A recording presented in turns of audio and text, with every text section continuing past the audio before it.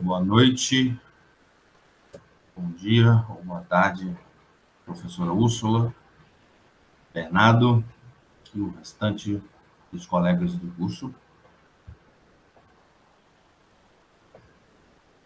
Hoje a prática, o vídeo da prática, capacitores, construção e medição de parâmetros elétricos, apresentado por mim, Alexandre, e o Bernardo.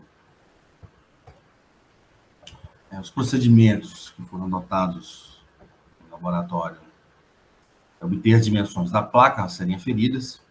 A gente fez isso com um micrômetro e usamos também uma régua. Limpar as placas para obter o melhor contato. A gente passou um bombril na placa. Calibrar a ponte de bancada, conectar as pontas de prova na placa e ajustar a frequência até chegar em um valor estável. E anotar os valores obtidos. O aparelho que a gente usou, qualquer aparelho de medição, ele vai ter um circuito interno. No caso específico, tem dentro do aparelho, o aparelho possui uma ponte de Sherry, que serve para medir impedâncias e as capacitâncias com precisão. E aí é o seguinte, a gente tem que chegar numa condição de equilíbrio, e nessa condição de equilíbrio a gente vai conseguir chegar no valor do capacitor que a gente quer, que seria o capacitor X. A fase da impedância capacitiva deve ser a mesma desse padrão resistivo do circuito. Certo? O Rx, a fase está aqui, ó. A fase tem que ser igual. E o Rx é interessante ele ter um valor que seja até do dielétrico, porque os capacitores, para um capacitor funcionar bem, ele tem que ter no seu dielétrico uma alta rigidez dielétrica para evitar fuga de corrente. Certo? Outra coisa que esses equipamentos eles medem, podem medir de nano a microfarad. Os outros dois resistores, eles podem ser, não precisam ter sua resistência não precisa ser alta comparada ao do capacitor que você quer encontrar. E no caso do R2 aqui, pode ser a própria resistência do fio. Essa aí é a ponte de Sherry, né? Existem diversas pontes. No caso específico, é a ponte de Sherry que serve para a gente medir a capacitância que a gente quer, que a gente estava buscando no laboratório. E a gente faz isso regulando a frequência, né? E aí, quando chega no equilíbrio, seria a corrente zero, a gente consegue achar qual valor do capacitor se torna estável e a gente consegue aferir. E para a gente detectar o equilíbrio da ponte, é utilizado um osciloscópio, um galvanômetro, né, que é um circuito medidor de corrente. E eu vou começar a falar aqui das propriedades do FR4 e o Bernardo vai dar prosseguimento aos resultados deste mesmo capacitor.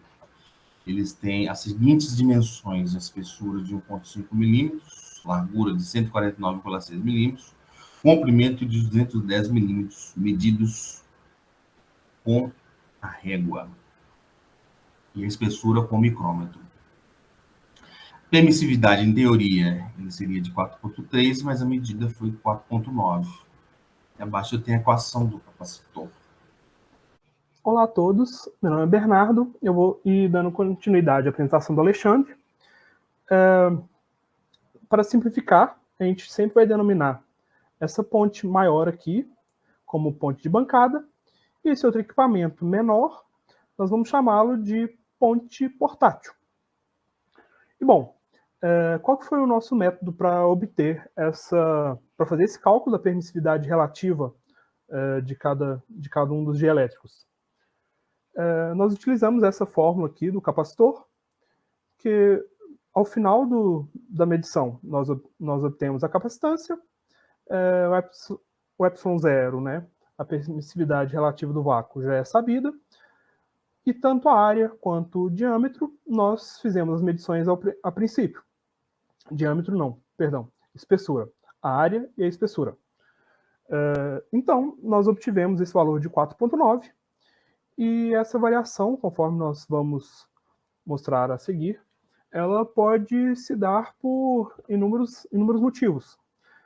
Entre elas, uma causa provável pode ser que a gente não fez uma limpeza tão boa da placa, na hora de passar o bombril ainda ficou algum resquício e pode ter causado algum tipo de mau contato entre a ponta de prova e a placa metálica. Uma outra possibilidade também seria um erro de fabricação, né, ou um controle de qualidade não tão elevado.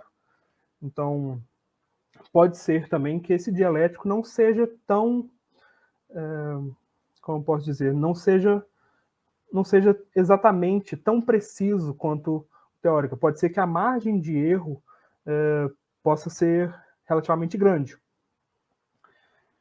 Então, aqui a gente vê o procedimento da medição, né? No caso da ponte portátil, foi bastante simples.